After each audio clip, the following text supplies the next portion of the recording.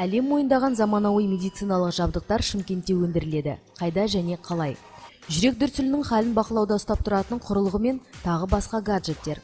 Оларды дайындап шығарудың барлық құпиялары бүгін ашылады. Автоматтандырылған кереуеттер. Бұрынғы мен қазіргі уақыттағы жағдайлардың айырмашылығын көреміз. Жедел жәрдем көлігінің ішінде біз білмейтін тағы қандай сырлар бар.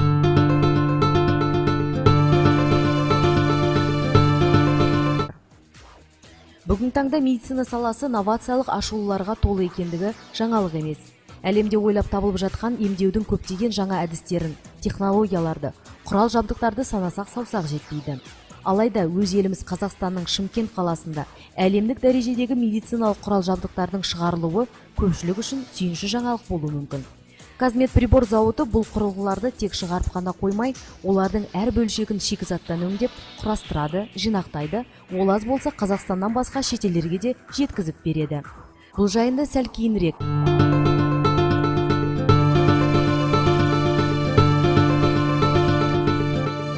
Заманауи техниканың қайсысын ашып көрмейік, барлығына дерлік электр платалары орнатылады. Плата дегеніміз не деген сұрақ туатын болса, көз алдыңызға адам ағзасын елестетіп көріңіз.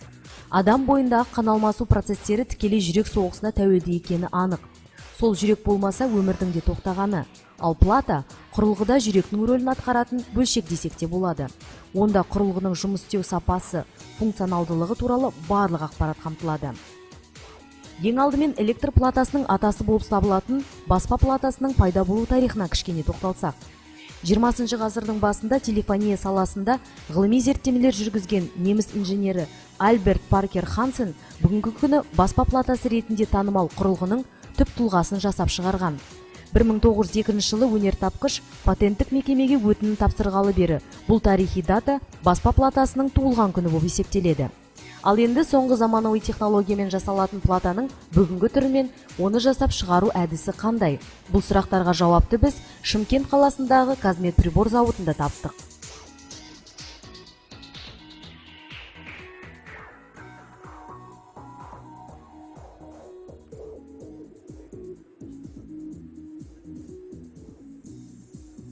Дайындалып қойған платалар автожүктегіш арқылы принтерге енгізіледі.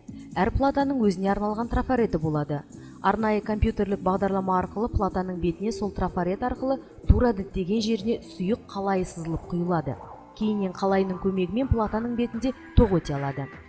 Келесі кезеңде ыңғайлы автоматта қалайы жағылған платаның үстіне микрочиптер қойылады. Чиптердің өз орында болуын компьютерлік бағдарлама автоматты түрде қадағалап отырады. Бұл жұмыс процесі екі оператордың көмегімен қайта жіті тексеруден өткен соң микрочипті платалар дәнекерлейтін пешке кіргізіледі. Пеш температурасы 8 бөлікте түрлі болып келеді. Әр бөліктен бөлікке көшіріліп отыратын платалар орта кезеңге келгенде пештегі ең жоғарғы температура Цельсий бойынша плюс 270 градустан өтеді. Пештегі жұмыс процесінің соңғы кезеңінде платалар вентилятордың көмегімен жақсылап кептіріліп сыртқа шығады. Мұнда жұмыс сапасын оператор үлкейткіш әйнекпен жақсылап тексеріп, дайын болғандарын келесі бөлімге жіберіп отырады. Жасалып дайындалған бұл бөлшектерді құрастыру жұмыстары тазартылған бөлмеде жүргізіледі. Мұнда платалар корпустарға бекітіліп, бір-бірінен монтажды кабельдермен жалғанады. Үлкен мұқияттылық пен тәжірибені қажет ететін бұл жұмыстарды жұмысшылар өз қолдарымен істейді. Жабдықтар толық жинақтау жұмыстарынан өткен соң құрастырылған заттар техникалық бақылаудан өтеді. Мысал ретінде кереует жанындағы мониторды тексеруден өткізетін болсақ, бұл құрылғы адам ағзасында болатын процестерді жалған түрде жаңғыртатын NIBP симулятор деп аталатын аппаратқа жалғанады. Осыдан кейінгі соңғы кезеңде жабдықтар 2 тәулік тестілеу аймағында қосылу күйінде сақталады. Бекітілген уақыт өткен соң өнім толымдаушы құрылғылармен бірге қораптарға салынып, тапсырыс берушіге жөнелтіледі.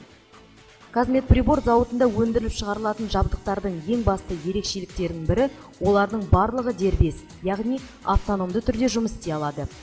Әр құрылғыға жады картасын орнату арқылы онда науқас жайындағы барлық деректерді сақтауға болады. Мысалы, бір жады картасы орташа алғанда 1000-нан 10 мыңға дейінгі науқастар туралы мәліметтерді сақтауға мүмкіндік береді.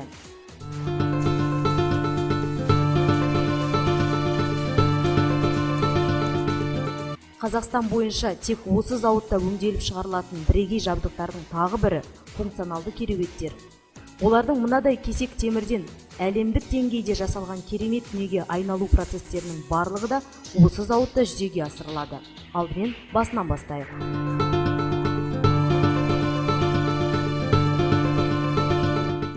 Бір жапырақ темір алдымен майыстырылады, бөлшектерге бөлінеді. Оған тетіктер мен тесіктер, доғалар жасалады. Кейіннен олар бір-бірімен дәнекерленеді және тағы да дәнекерленеді. Жоғары температурадағы пеште қыздырылады. Содан шыққан бұйым полимерлі ұнтақпен сырланады.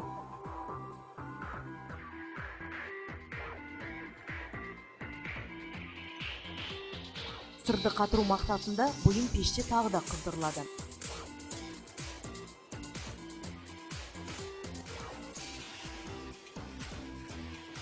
Сырланған бөлшектер кепкеннен соң оларды арнайы мамандар құрастырады. Айтып беруге оңай, алайда іс жүзінде үлкен тәжірибелік пен ұйымшылдықты қажет ететін осындай еңбек нәтижесінде еліміздегі төсек тартып жатқан талай науқас жандарға көмек болатын осындай кереуеттердің алуан түрлері пайда болады.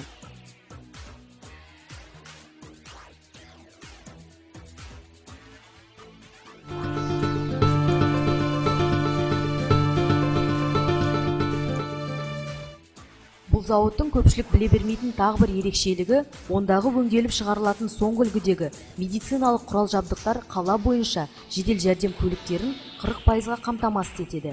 Олардың тізімінде электрокардиограф, ықшамды пульсоксиметр, алмалы-салмалы зембілі бар арба, ықшамды 2 фазалы дефибриллятор, 2 литр оттегіге толтырылған баллоны бар редуктор, қатты тіреуші бар бүйір және жанамалы жиналмалы зембілдер, изотермиялық қорғағыш терможапқыш және тағы басқа.